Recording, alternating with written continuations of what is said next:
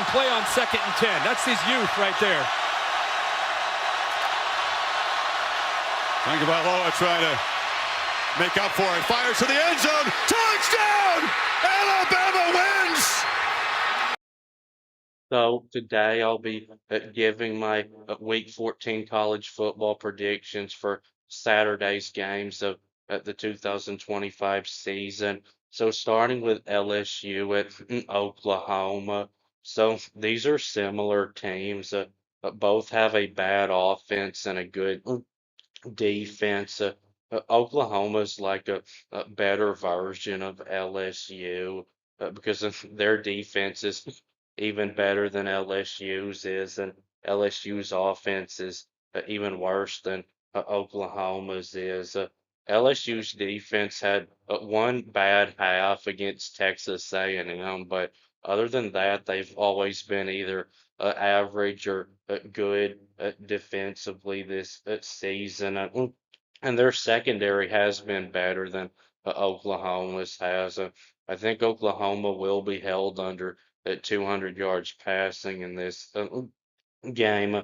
And Oklahoma cornerback Gentry Williams, who missed the Missouri game and some other games this season, I saw is questionable to play in this game.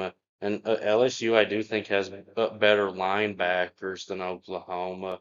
Whit Weeks, it turns out, has been dealing with a broken ankle, but he did play a few snaps last week, and I saw he's expected to start in this game.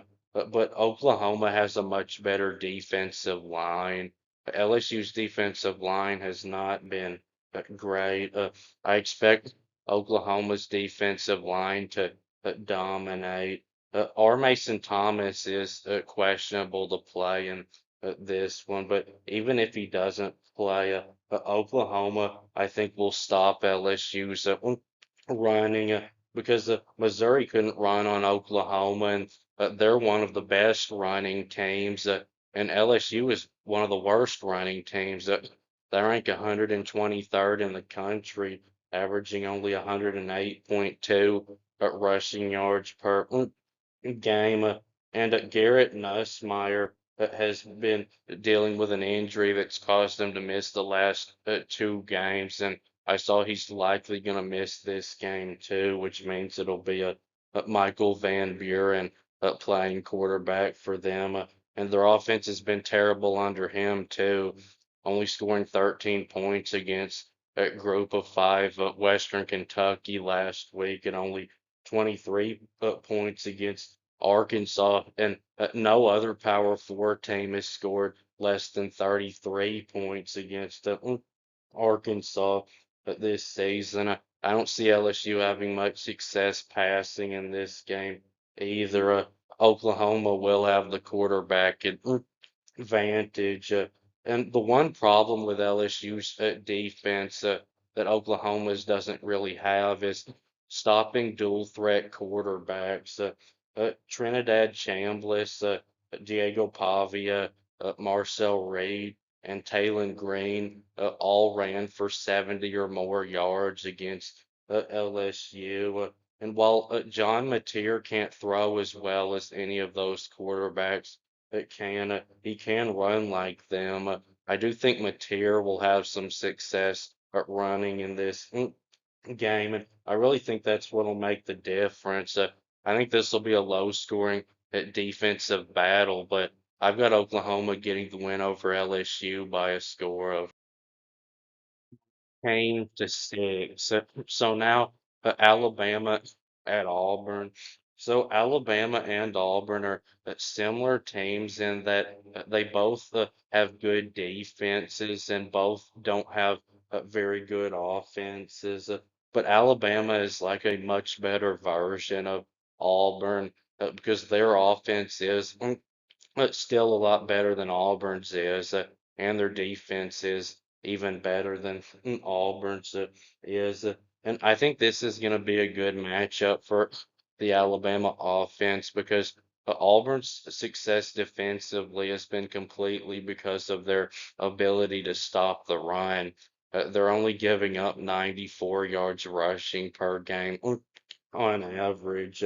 And Alabama, they've not been able to run the football at all anyway. I think Alabama will be held under 100 yards rushing in this game.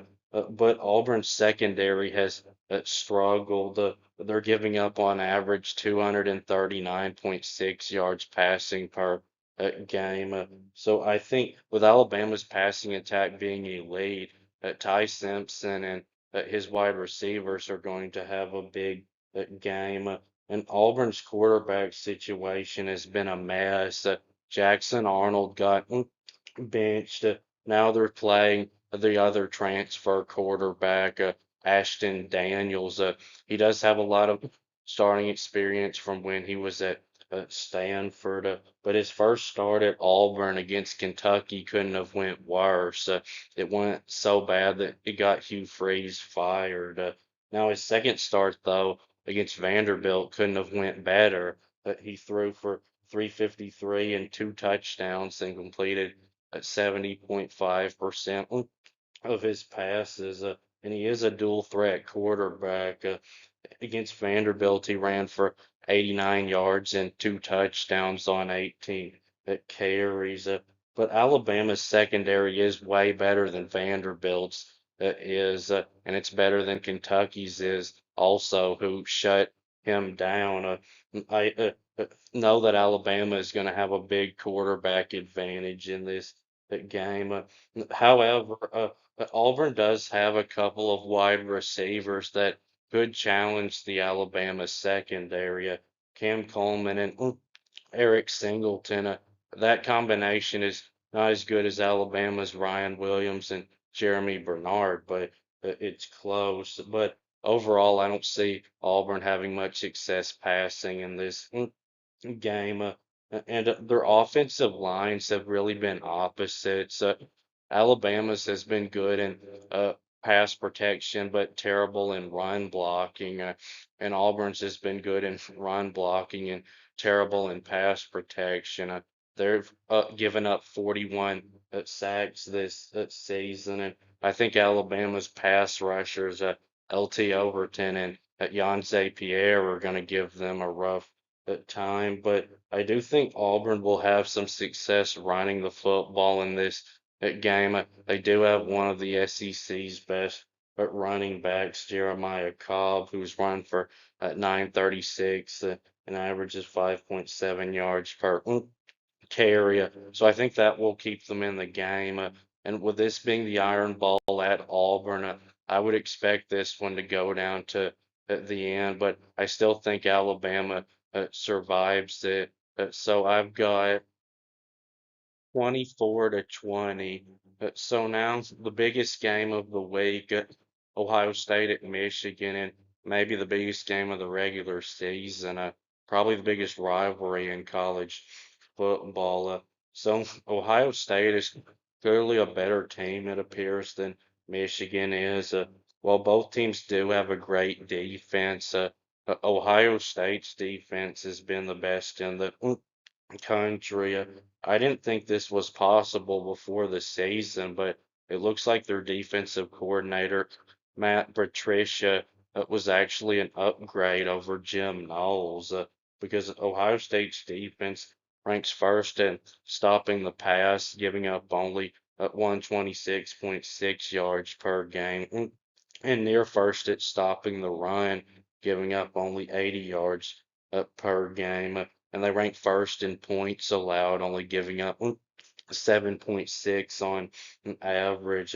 And Ohio State also has one of the best offenses in college football. This Ohio State team appears to be even better than last year's team. But something to remember is that some of this is because Ohio State's had a very weak schedule. And while Michigan's offense most of the time this year hasn't been very good, they are still probably the best team that Ohio State will have faced all season, and for sure the best defense that Ohio State will have faced. So the two quarterbacks in this game, Julian Sayin and Bryce Underwood, are similar quarterbacks in that they were both the top quarterback recruits of their class, and neither one had any college experience before this season. But Sayan has been much better than Underwood has. Julian Sayan has the highest completion percentage in the country at 79.4 percent, and he's thrown for 2,832 yards and averages a really good 9.4 yards per throw. And also his touchdown interception ratio was really good at 27 to 4. And Bryce Underwood has been inconsistent. He's had some good games, but he's also had some really bad games. He's not thrown for a lot of yards, only at 2,166, but his completion percentage has been decent at 62.2%. And he's only thrown 5 interceptions, but he's also only thrown 9 touchdown passes. Now, Underwood is a dual threat quarterback. He's ran for 322 and 5 touchdowns, averaging 4.7 a run, and saying he's not a dual threat quarterback at all. But a big question for Ohio State is the health of their two best wide receivers, Jeremiah Smith and Carnell Tate. Smith has missed the last game with an injury, and Tate has missed the last 3 games with an injury. But Ryan Day did say that they've both been practicing, and he's hoping they'll both be able to play in this game. But if they don't, this could be game changing because I think Smith and Tate are the best wide receiver combination in the country. Right here, tight end Matt Clare, a really good athlete on a safety. Sayan has to throw off his back foot. Got it to Jeremiah Smith. Touchdown, Ohio. Smith has in 10 games 69 catches for 902 and 10 touchdowns, and Tate has in 8 games 37 catches for 711. 39 catches and 7 touchdowns. And if Smith and Tate are able to play, Ohio State's passing attack could really give Michigan secondary problems because Michigan's defense hasn't been good because of the secondary. The secondary hasn't been great. They're giving up 208.5 yards passing per game on average. It's been good because their run defense is elite. They're only giving up 94 yards rushing per game. And I do think that Michigan will stop Ohio State's run game. But Michigan never has near Ohio State's talent at wide receiver. But they are better here than they were last year. Andrew Marsh has really come on for them since the middle of the season. He's turned into their top wide receiver. He's got 42 catches for 641 and 3 touchdowns. And Donovan McCulley has been a very solid receiver for them. But I don't see Michigan having much success throwing the football in this game. I think if Michigan has any success offensively, it's going to be running the football because that's what they've been really good at. They rank 10th in rushing, averaging 223.5 yards rushing per game. But Michigan is dealing with in their running back room a similar situation to what Ohio State is dealing with in their wide receiver room. Their top 2 running backs, Justice Haynes and Jordan Marshall, have been dealing with injuries. And Haynes will not play in this game, but Jordan Marshall will. And while Marshall isn't as good as Haynes is, he is really good. He's ran for 871 yards and 10 touchdowns and averages 6.1 yards per carry in 10 games. Hand it off, Marshall again. Left side, huge hole. Marshall's gone. A house call at the big house. Haynes, though, he's missed 4 games, and Marshall, he missed only the last game. but Jordan Marshall has ran for 100+ yards in all of the last 4 games that he's played in. And Ohio State, they've got a really good running back themselves, Bo Jackson.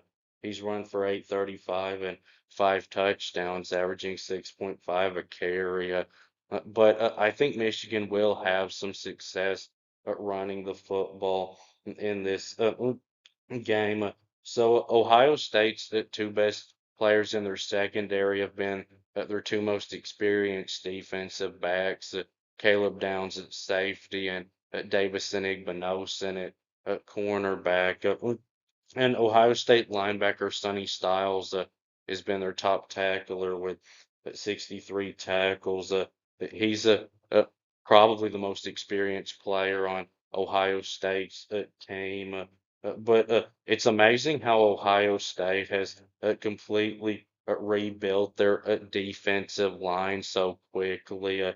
They've got 3 new great pass rushers, Caden Curry, Arvell Reese, and Kenyatta Jackson.